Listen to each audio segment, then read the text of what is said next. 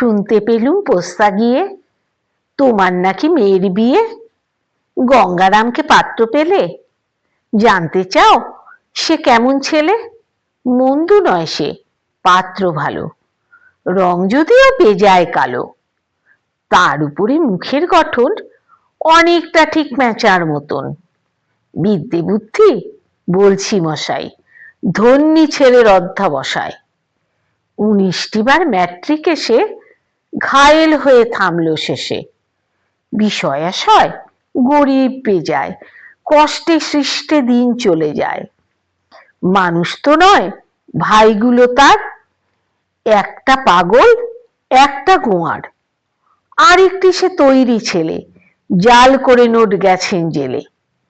কনিষ্ঠটি তবলা বাজায়, যাত্রা দলে 5 টাকা পায়। গঙ্গারাম তো কেবল ভোগে পিলের জ্বর আর পাণ্ডু রোগে।